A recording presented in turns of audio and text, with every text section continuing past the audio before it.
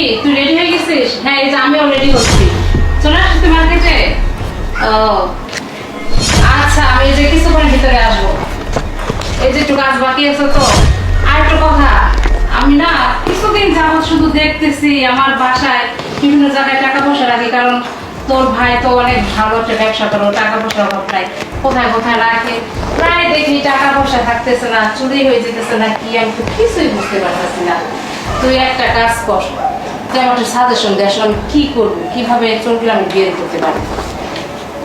ও আচ্ছা, সমস্যা নেই। আচ্ছা আচ্ছা আচ্ছা, তুই ওয়েট কর, আমি আসতেছি। ঠিক অল্প কিছু কাজ শেষ করুক, তারপরে আসতেছি। আচ্ছা ম্যাডাম, সব কাজ শেষ, তাহলে আমি চলে গেলাম। ও চলে যাচ্ছিস? হ্যাঁ চলে যাচ্ছি। দাঁড়া, তৈরি কাজ কি বই নিতেছিস কেন? আমার ছেলেটার না কয়েকদিন ধরে খাতা শেষ হয়ে গেছে। আবার এই যে বইটা না, এই বইটা না আমার ছেলে লাগবো, কিনবার পারতেছি না, তোর টিহা নাই। ও আচ্ছা যা।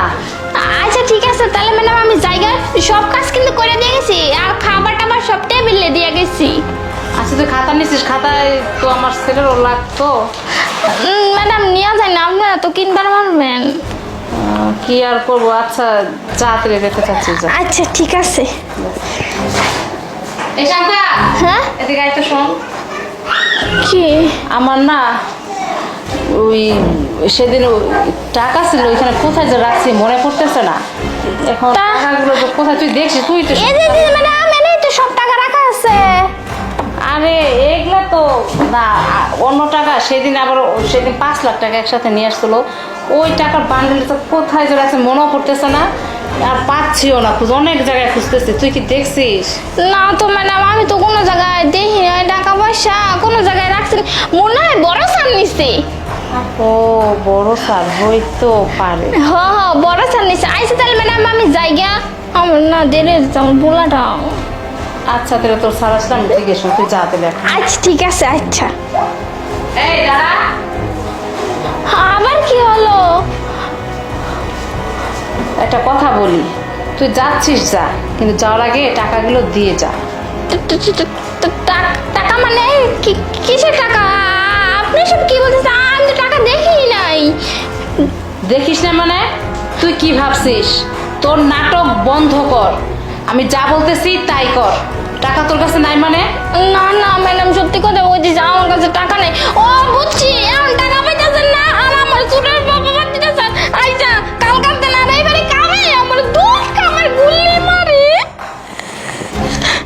মিথ্যা কান্না করে কোনো লাভ নেই। তোকে অনেক বিশ্বাস করে আমি কাজে নিছি, টাকাগুলো কি ভালো ভালো বের করবি না? আমি এখন পুলিশে ফোন দিব। আমি কোথায় পুলিশে ফোন দিবেন? দেন কাজান, আমিও কব আপনারা নির্যাতন করতেছেন। কইটি আছে? কইটি আছে? কথা বলতেছিস হ্যাঁ? টাকা বের কর, বের কর। কই নে তো নাই গিয়া। চেহারা নাই কে মানে? দে দে। আরে ম্যাডাম, এটা তো এই যে পুরান খাতাটা তো আমার পোলা লাগে নিয়ে। সেটাই দেখতেছি, দে। ম্যাডাম আরে কি করতেছেন? আরে ম্যাডাম হাট। এই যে হ্যাঁ,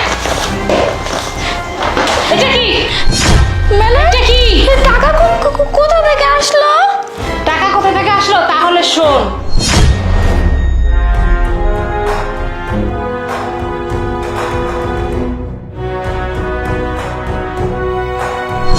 বুঝতে পারছিস?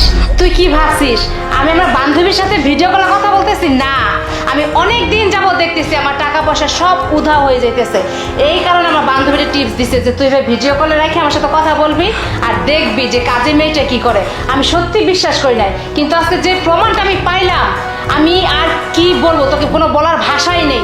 হ্যাঁ, তোকে এত বিশ্বাস করে আমার বাসায় রাখছি, আমি তোকে আমার কাজের মেয়ে হিসেবে দেখে নেই, নিজের মেয়ের মতো দেখছি। আর তুই কি করলি? তুই তার বিনিময়ে এটা দিতে পারলি? তোর টাকা পরে তুই বলতে পারতি?